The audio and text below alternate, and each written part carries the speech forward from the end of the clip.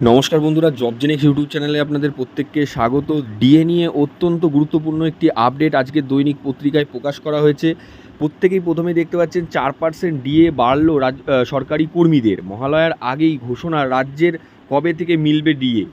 তো কী বলা হয়েছে বিস্তারিত আমরা দেখে নেব। অবশ্যই তার আগে বলে রাখবো, ডিএ সংক্রান্তিত যে কোনো রকম আপডেট সবার আগে পাওয়ার জন্য আমাদের এই চ্যানেলটিকে সাবস্ক্রাইব করে অল বেল আইকনটি বাজিয়ে রাখবেন। ভিডিওটি লাইক করে অনেক অনেক শেয়ার করবেন যাতে ভিডিওটি প্রত্যেকের কাছে পৌঁছে যেতে পারে। তো চলুন দেখে নিই বিস্তারিত কী বলা হচ্ছে। 4% ডিএ বাড়ালো সরকার। কর্মীদের পুজোর আগেই কর্মীদের জন্য উপহার দিল সরকার। এক্ষেত্রে বহুদিনের লড়াই চলছিল কত পার্সেন্ট ডিএ বাড়বে তা নিয়ে ছিল নিশ্চয়তা।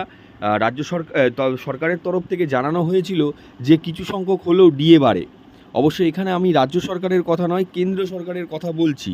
কেন্দ্রীয় সরকারি কর্মীদের ডিএ প্রতি বছর দুবার বৃদ্ধি পায়, কিন্তু এবার ছিল সংশয় কত পার্সেন্ট ডিএ বৃদ্ধি পাবে।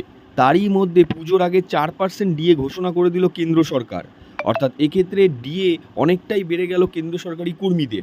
পশ্চিমবঙ্গ রাজ্য সরকারি কর্মীদের ফিতে ছিল না, অর্থাৎ এক্ষেত্রে তাদের কোনো ডিএ ঘোষণা এখনও মুখ্যমন্ত্রী মমতা বন্দ্যোপাধ্যায় করেননি। তারাও আশা করেছিলেন পুজোর মধ্যেই মুখ্যমন্ত্রী হয়তো কিছু সংখ্যক ডিএ ঘোষণা করবেন।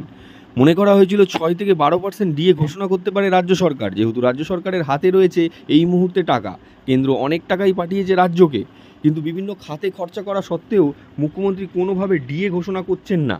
অন্যদিকে কেন্দ্র সরকারি কর্মীদের ডিএ ক্রমশই বেড়ে চলেছে, যার ফলে তফাৎটা বেড়েই চলেছে কেন্দ্র সরকারের সাথে রাজ্য সরকারের। এখন দেখার পুজোর মরশুমে মুখ্যমন্ত্রী কোনো ডিএ ঘোষণা করে কিনা। তো দেখতে পেলেন এক্ষেত্রে রাজ্য সরকারি কর্মীদের নয়, কেন্দ্রীয় সরকারি কর্মীদের কিন্তু অনেকটাই ডিএ বৃদ্ধি পেল। পুনরায় 4% ডিএ ঘোষণা করলো কেন্দ্র সরকার। পুজো উপলক্ষে কেন্দ্র সরকারি কর্মীদের জন্য এই উপহার দিল কেন্দ্র সরকার।